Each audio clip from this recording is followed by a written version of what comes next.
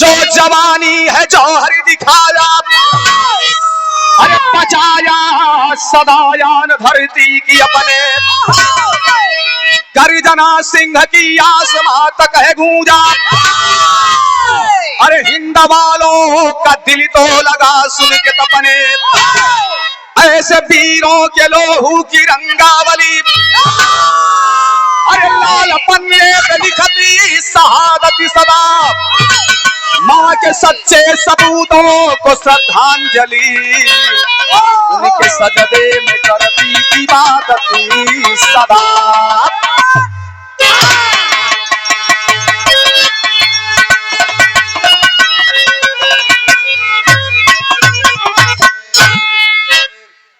तीन नौजवान अपने देश के लिए अपनी अलग अलग कुर्बानी दी। कोई जवान देश के लिए मर रहा है, कोई इसी धरती पर रहने वाले कोई जवान पैसे के लिए मर रहा है। देश बढ़ाया रुपया, ये बिरहा में यही फरियाया जाएगा। अरे वाह, एक लाइन गजल का भाव बाफिया बा।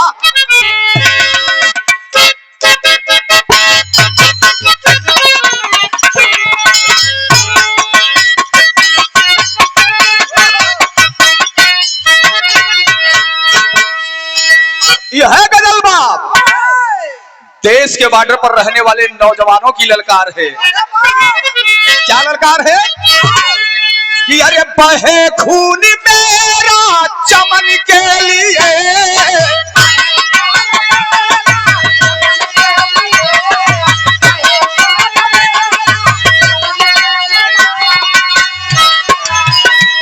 अरे बहे खून मेरा चमन के लिए, चमन के लिए मेरी जान जाए वतन के लिए, मेरी जान।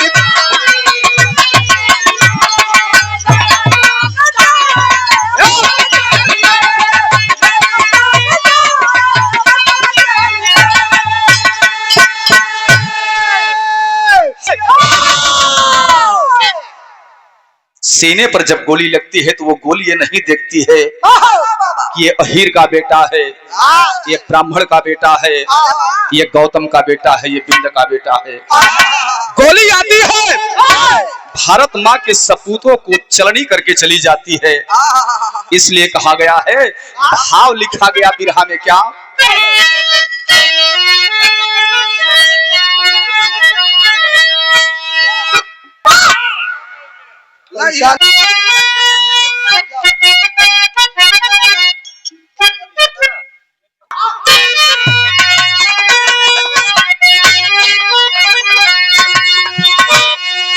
अरे मरेंगे जिएंगे वतन के लिए,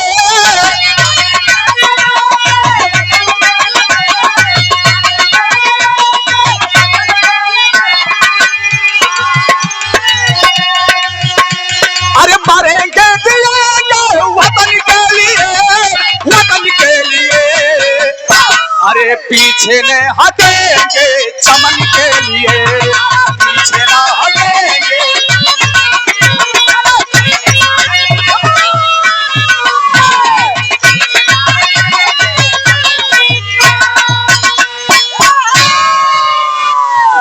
क्या कोई हमारे देश को झुका सकता है? जब गोली लगती है खून निकलता है। हरेश्वर भैया तो खून ये नहीं पहचानता है कि अहीर का है कि गौतम का है कि राजपूत का है। खूनवा तो सब कबाए कही, लेकिन जन्मवा अलगा अलगा बा। यही से कहानी का शुरुआत भइल कैसे,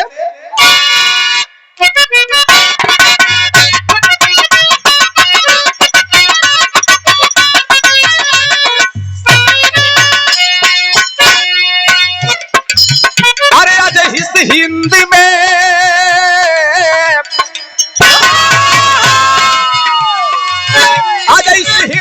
उत्तर प्रदेश आला है, सिंध पर्वत भी जिसका बन खड़ा रखवाला है।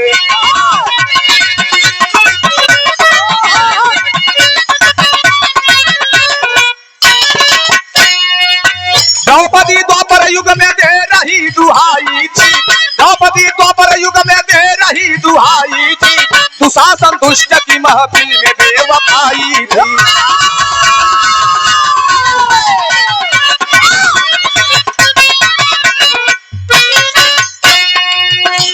लेकिन आज दौर बदला है। 1 लीटर दूध पिला दोगे, पूरी पकवान खिला दोगे तो मेहमान को है मेहमानी बढ़िया ना भयल। पत्नी 70 रुपया वाली व्यवस्था कह दे बा तो कहे बाप बड़ी सेवा कैलस। करेजा एकदम तर हो गई। 10 जगह गुणगान गई हन। क्या समय क्या दौर बदल रहा है।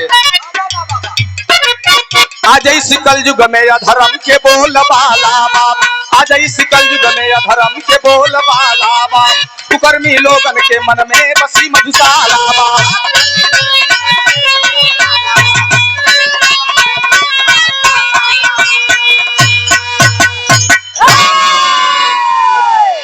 गौर करेंगे बाबू, छोड़िए बुराइयों को, अच्छाइयों को ग्रहण करेंगे। चलते हैं अपने देश के सम्मान में, देश के लिए। 3 जवान, देश हमारा गुलाम था। रंजीत अहिर, बाबू नंदन गौतम, देवी प्रसाद ओझा।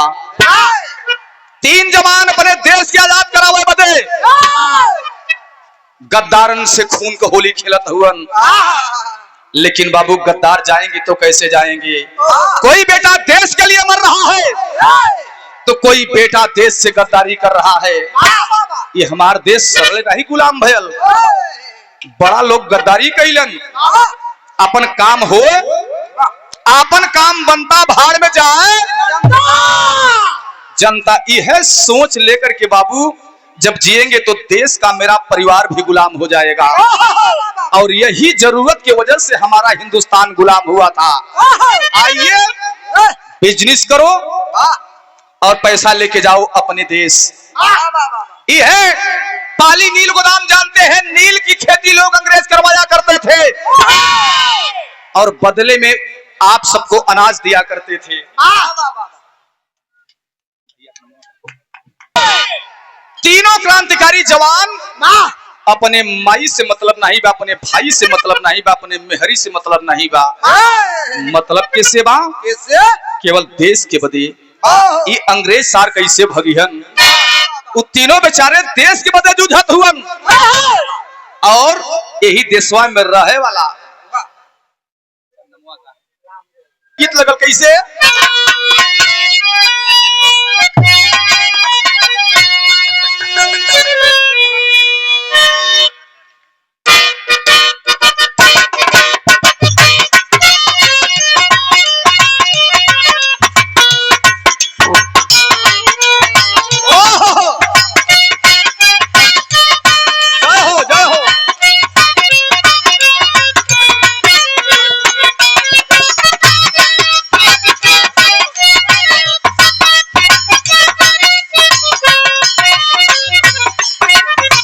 कौनो दुल्हन के दुल्हा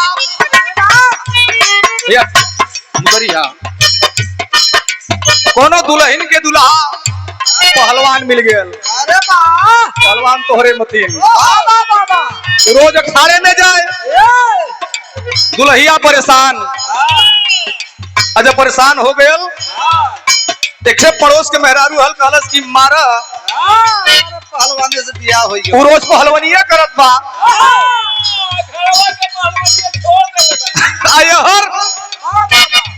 परेशानी हमके बा, आप मन करत बा, का मन करत बा कहे।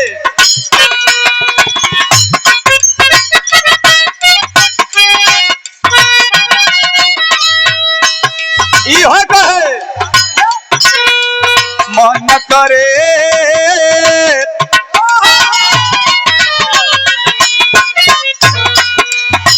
मन कर सीवट पर लोहा से पूछा दी जवानी राजू।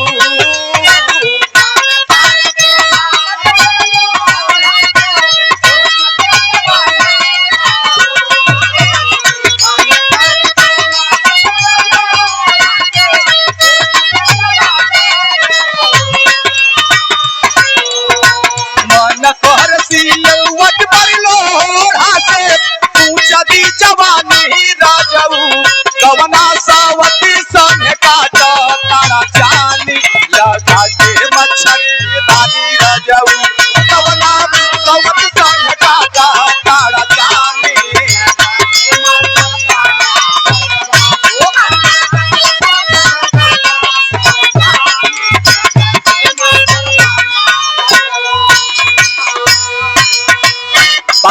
पर्दा में रह जाए, पर्दा में कुल निक लागेला हरेश्वर भैया। अभी पर्दा हो जाला तब मजा नहीं आवेला। यही में लोग तर्क करेलन, जो इंसान मच्छरदानी के अंदर रहता है, माने जौने में अगर चूना सुरती खायल जाला तो के चूनदानी बोलल जाला, जौने में साबुन रखला के साबुनदानी बोलल जाला। तो ई कौन मच्छरदानी में लोग रहलन कि मच्छरदानी बोलल जाला, माने मनई सब मच्छर हो गए हुआ। यह भोजपुरी वाला लिखले वालन, जब चूनदानी में चूना सुरती, साबुनदानी में साबुन, तो मच्छरदानी में मच्छर न रहे के चाहिए। आजकल मनइये मच्छर समान बा। लेकिन भैया बिरहा में भाव अगर कैसे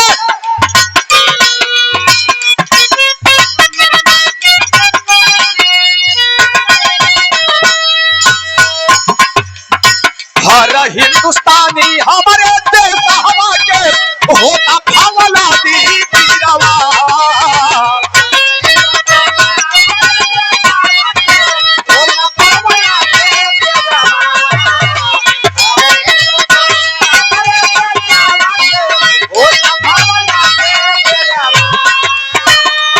हिंदुस्तानी हमारे देश हवा के होता भावला दी पीरावा। नहीं खतर में रहती हमारे देशवा के असहलिया जाती पीरावा। नहीं खतर में रहती हमारे देशवा के असहलिया।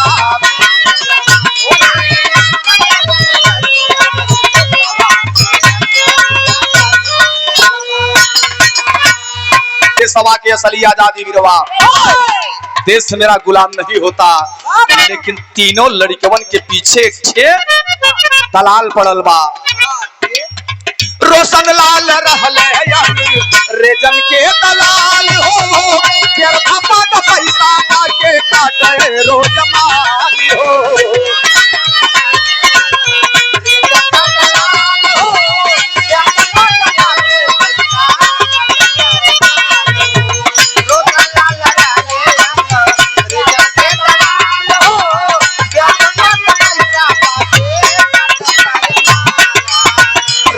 बहिनी के नाही भावेला, बहिनी के नाही भावेला, तोरन के सहादी पीरवा।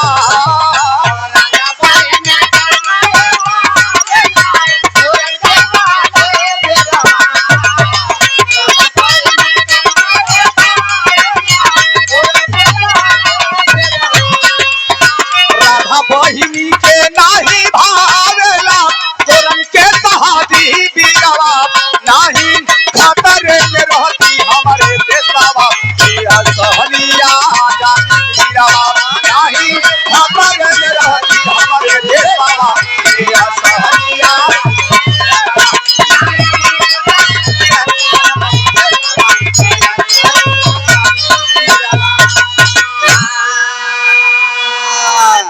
रोशनलाल कौन था? अंग्रेजी हुकूमत का मुखबिर। के सूचना देत बाप अंग्रेजी हुकूमत के उस डायर को सूचना दे रहा है, और डायर का ऐलान था 3 ठे क्रांतिकारी बाबू नंदन गौतम, देवी प्रसाद ओझा, रणजीत अहिर। अगर तीनों पकड़ाए जैतन तो ये लोगन के बोटी बोटी काट के पीठ चौराहे पर फेंकवा दे। लेकिन तीनों जवान अपने देश के बदे छापा मार युद्ध करत हुवन, क्योंकि अस्त्र नहीं था, शस्त्र नहीं था, पैसा नहीं था, किसी तरह अंग्रेजों को बर्बाद करेंगे।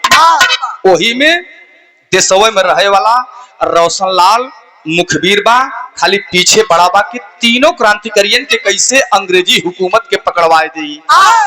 रोज संध्या सवेरे खबर लगावत बा, लेकिन खबर मिलत नहीं बा। बाबू बिरहा में एक लाइन गीत लगल,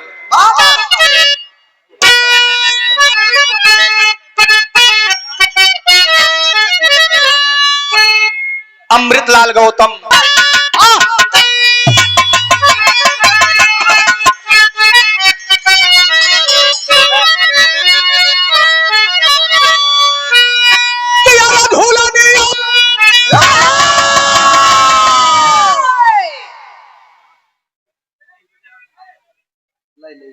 और पुनः सम्मान किया गया।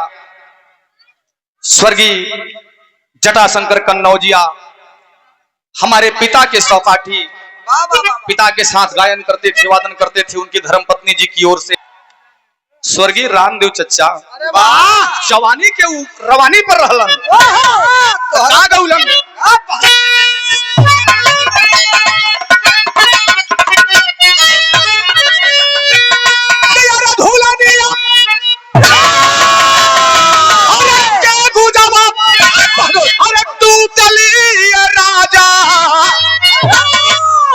सनिया से गरिया छूटली हो राजा।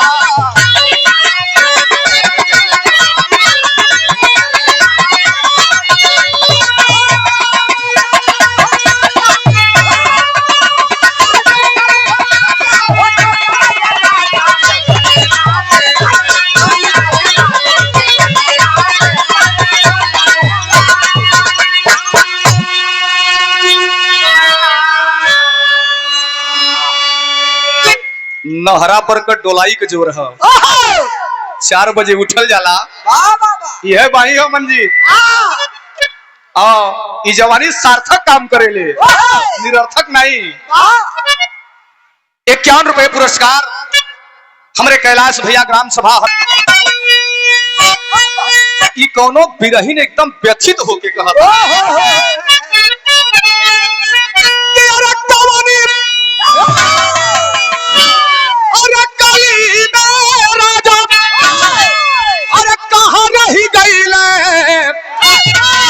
हमारे बलमू, अरे हमार बली मुराद काहे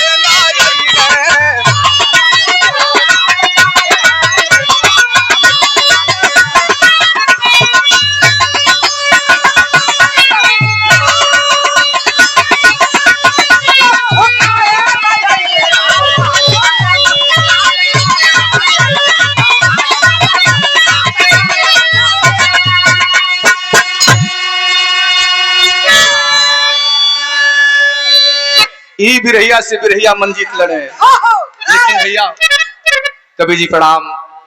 और हाँ बस बस आते हैं लेकर के आप लोगों के बीच में रोशन लाल जौन देश से गद्दारी करत बाप, देश का गद्दार बाप, लेकिन सगत तन का बहिन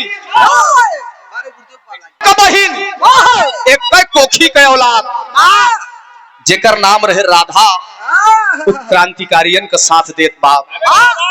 एक दिन अपने भैया के औरत भौजैया से कहता कि भौजी ई भैया जवन देश से गद्दारी करत हुवन ई ठीक नहीं करत हुवन, सुखे नून रोटी खा ले हम, लेकिन गद्दारी का पैसा पूरी पकवान निक नहीं लागत बाप।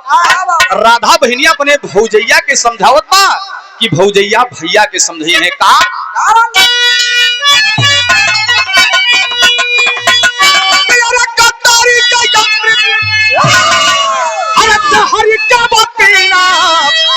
अरे कतार पानी के भौजी दीवाना दीवाना।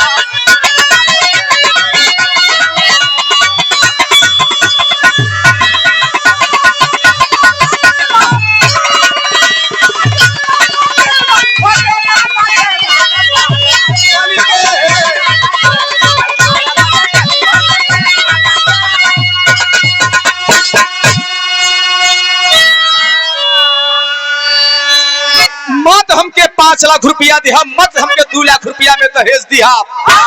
कोनो एक गौ समान इंसान का बाह पकड़ा दी हो हम चल जाई।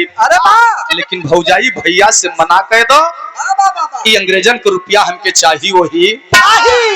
लेकिन भैया हो वो भैयावा जब खाना खाए आयल तब औरतिया समझावे लगल कि तोहार बहनिया तो सयान हो गयल, अब जवान हो गयल बा, कोनो घर बर देख के अपने बहनिया का ब्याह कर दा और नहीं क्रांतिकारियन के बता दे कि रोशन लाल गद्दारी करत बा त एक दिन अहन और मौत के घाट उतार दीहन।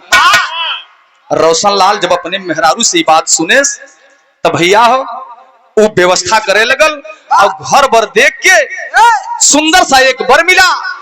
और बर मिला कहा अंग्रेजी हुकूमत में एक हवलदार जिसका नाम था इंस्पेक्टर शेखर शाही।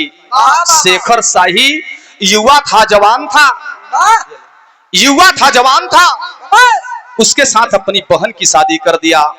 बहन खुशहाल अपने घरे ससुराल में, लेकिन तब वो अपने भैयवन क्रांतिकारियन के बदले दिल में कांटा चुभत बा कि हमार भैया पकड़ाए न। इनकलाब का नारा सदा बुलंद हो, अरे वाह भारत माँ मेरी आजाद हो। लेकिन भैया सोचत सोचत व्यवस्था करत करत एक दिन दुर्भाग्य देखिए बाबू हो, एक खंडहर नुमा मकान में तीनों क्रांतिकारी बाबू नंदन गौतम, देवी प्रसाद ओझा, रंजीत अहिर बैठे हैं। कोई गुप्त मीटिंग करने वाले हैं और तब तक शेखर शाही के कैसो खबर लगल कि तीनों क्रांतिकारी एक ही जगह एक ही स्थल पर इकट्ठा है। जा करके ब्रिगेडियर को खबर दिया, "ए साहब,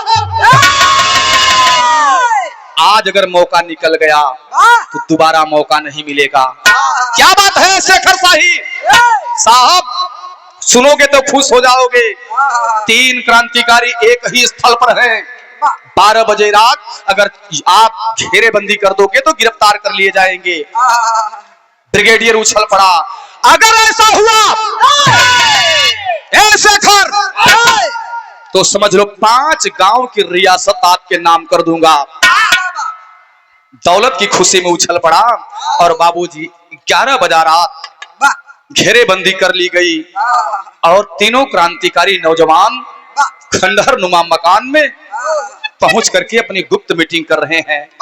तब तक किसी की लाइट की रोशनी मकान के अंदर पड़ती है।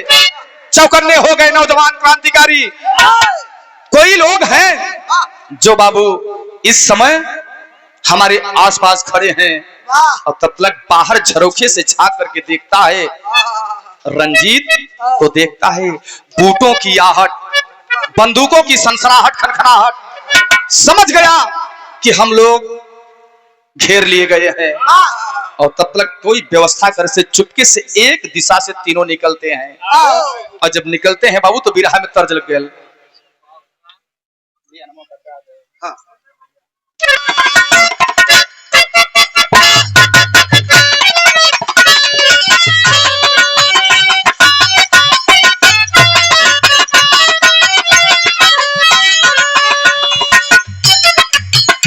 और बिरहा को पहुंचा दिए हैं एक मंजिल और आगे।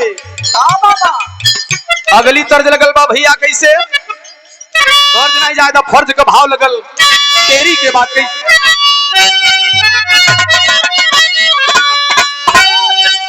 कि अरे बंटवारा कैसे अरे तीनों में होई, अरे एक और सैया एक और हिंदुस्तान हमारा।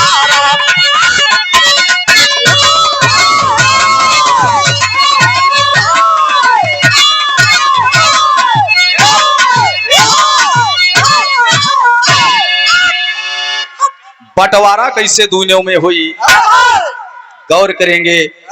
इंस्पेक्टर पीछा कर लिया, ब्रिगेडियर आदेश दिया। जब ब्रिगेडियर आदेश दिया तो पीछा किसके पड़ा, रणजीत किसी तरह मौका निकाल करके अपने दोनों साथियों को, बाबू नंदन गौतम को, देवी प्रसाद ओझा को एक तरह से घर से बाहर खंडहर नुमा मकान से निकाल दिया और अपने स्वयं अंधेरे में आवाज देता है, इनकलाब जिंदाबाद।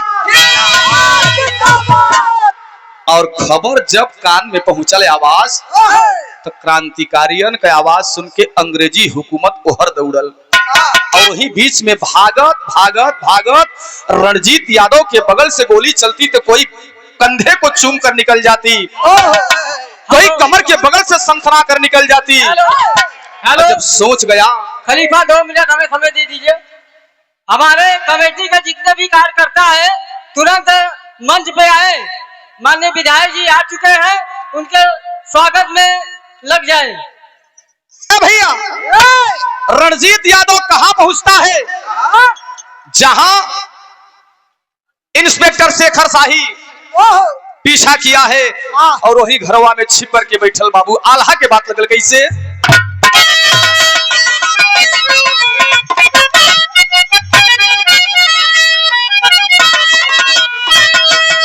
अरे भोजन वाली थाली जबकि अरे राधा हो हटवली भैया।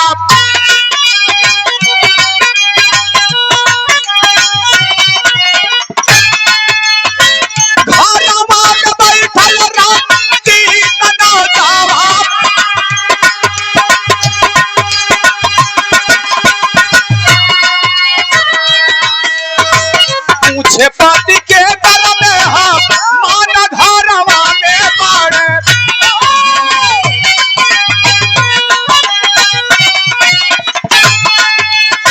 सुन पर की बतिया राधा कोइल मुरीधा।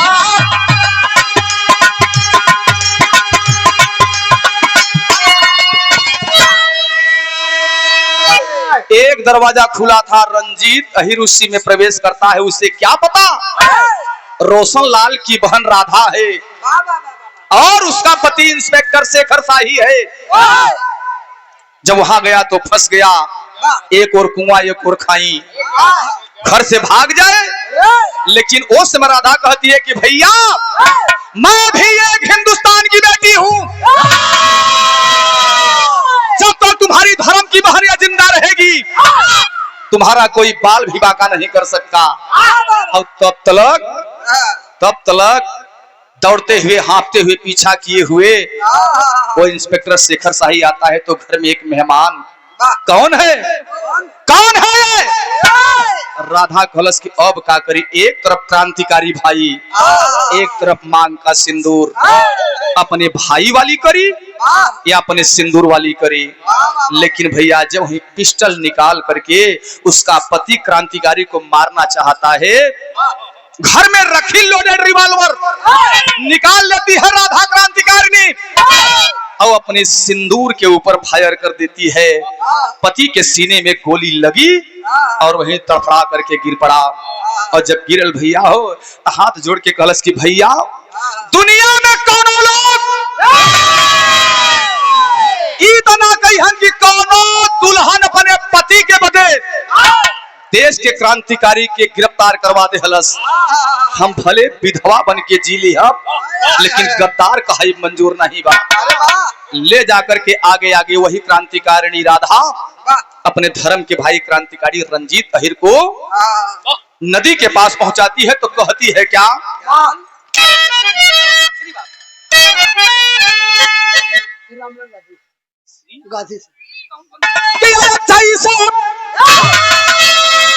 और हम अकेला फूलवा हवा के पास में वैसे रहे क्रांतिकारी हो गति के बस ही में।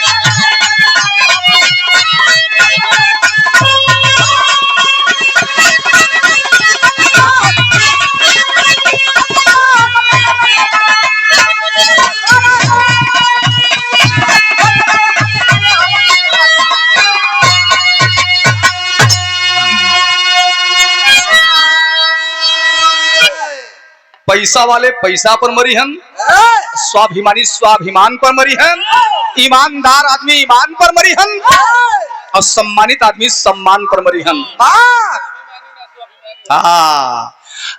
इंसान के अभिमानी ना स्वाभिमानी होके चाहिए।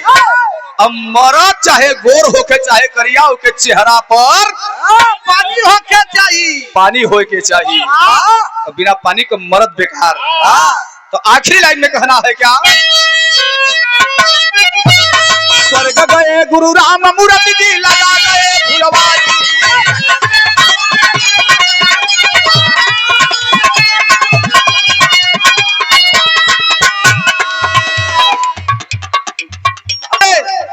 राजेश भाई जो हमारे साथ में भी संगत करते हैं, बड़ा सम्मान देते हैं, दुलार देते हैं।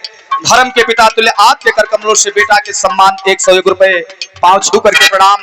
भाई तरक्की करें, मंजिल को प्राप्त करें, चाचा के प्रणाम। और 21 रुपए सम्मान रमेश हमारे भैया की ओर से, मालिक सुखी रखें सब भैया के नमस्कार प्रणाम। कहना बा, अरे स्वर्ग गए गुरु राम मूर्ति जी लगा गए फुलवारी।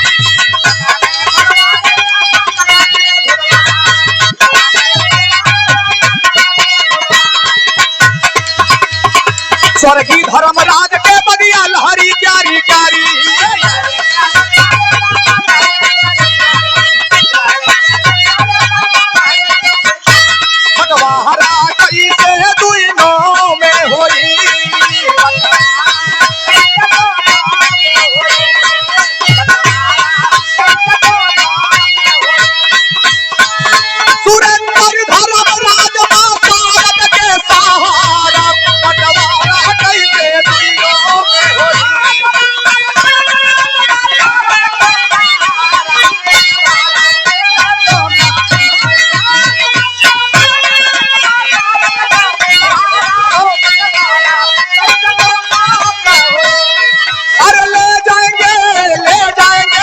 वाली दुल्हनिया ले जाएंगे।